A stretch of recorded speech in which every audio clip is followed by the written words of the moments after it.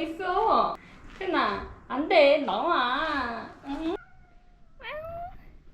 안녕, 태도 안녕. 가자. 곧 여름 휴가철이 다가오고 있는데요. 예전엔 휴가를 가더라도 1박 2일로 짧게 다녀오거나 아이 컨디션을 살피느라 아예 포기한 적도 많았어요. 그런데 지금 생각해보면 아이들이 한 살이라도 어리고 건강할 때 다녀오는 게 집사에게도 리프레시 시간이 돼서 정말 좋았던 것 같아요. 그렇다면 남겨진 우리 아이들은 어떻게 케어하면 좋을까요? 오늘 이 부분에 대해서 이야기해보려고 해요.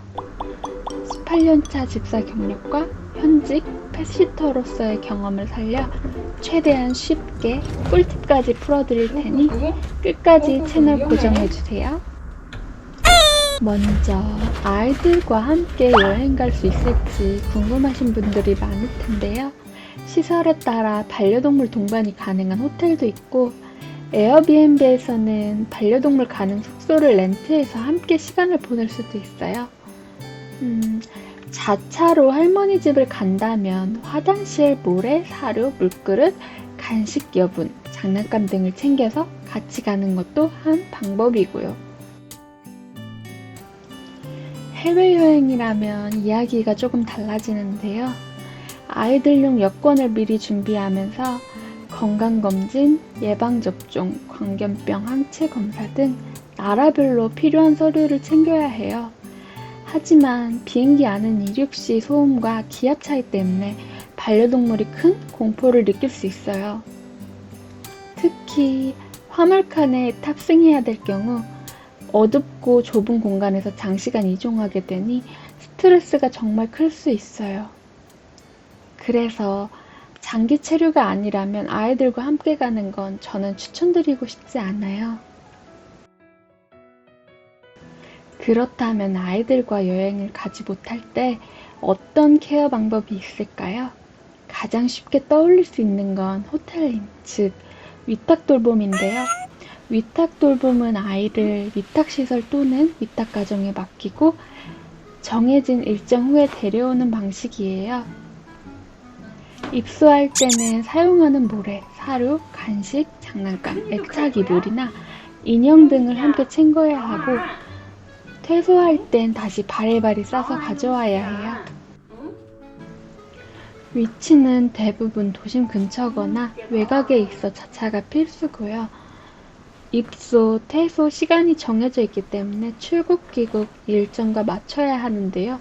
예를 들어 출국이 오전 7시, 귀국이 오전 9시라 가정했을 때 보통 전날 저녁에 입소하고 귀국한 날 오후에 데려오는 식으로 조율하곤 해요.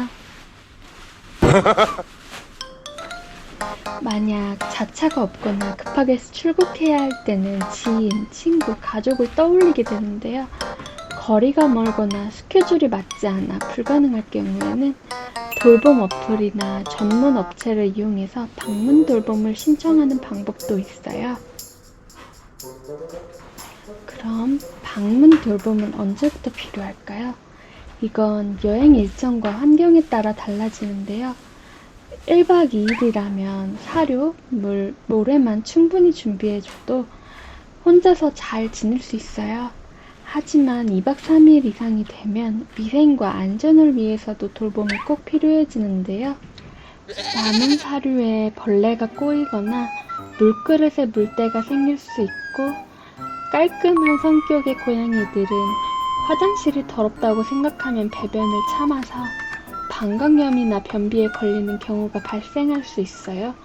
또 급해서 아무데나 실내하는 불상사가 발생할 수 있기 때문이에요. 그래서 자동 급식기, 펫 정수기, 자동 화장실이 있다고 해도 최소 2일차에는 케어가 꼭 필요해요. 여행 일정을 1박 2일부터 7박 8일까지 기준으로 정리한 표를 아래에 보여드릴게요. 돌봄 스케줄 짜실 때 캡처해서 참고해주세요. 만약에 아이가 약물 치료 중이거나 분리불안이 있거나 스트레스로 우울증이 걱정된다면 매일 시팅 받는 걸 추천드려요. 그리고 돌봄에서 가장 중요하다고 생각하는 항목들을 위탁과 아이고야. 방문 형태로 아이고야. 비교해서 정리해봤어요. 아이고야. 낯가림이 있는 아이거나 인계사항이 많은 경우엔 방문 돌봄이 유리한데요.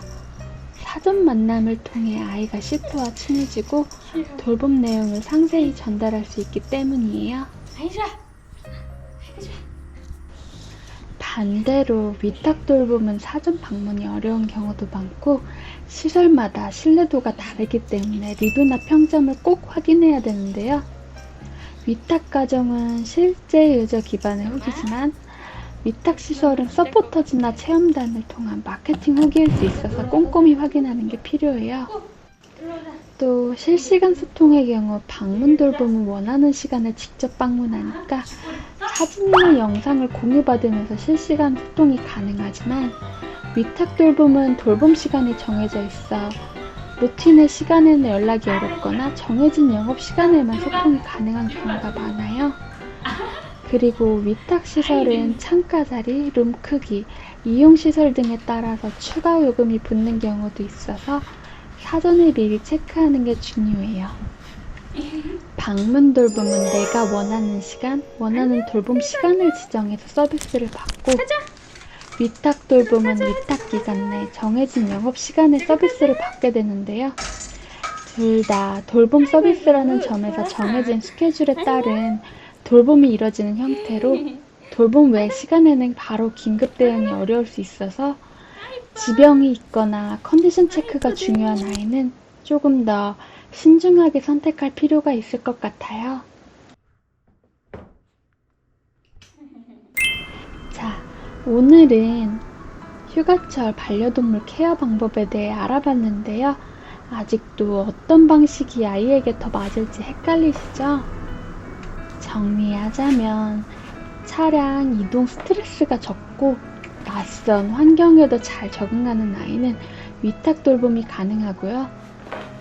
환경 변화에 민감하고 낯가림이 심하거나 스트레스에 예민한 아이는 방문 돌봄이 더 적합해요. 아이들이 감당해야 할 스트레스 경중에 따라 추천 타입을 정리해둔 표도 있으니 캡처해서 내 아이 성향에 맞는 돌봄을 선택해 보시면 좋을 것 같아요. 다음 영상에서 펫시팅 신청할 때 꼭 전달해야 할 요청사항부터 펫시팅 시 실제 돌봄이 어떻게 이루어지는지까지 자세히 소개해 드릴게요. 오늘 영상이 도움이 되셨다면 구독과 좋아요 꼭 눌러주시고요. 그럼 다음 영상에서 또 만나요. 안녕. 엄마 갔다 올게. 안녕.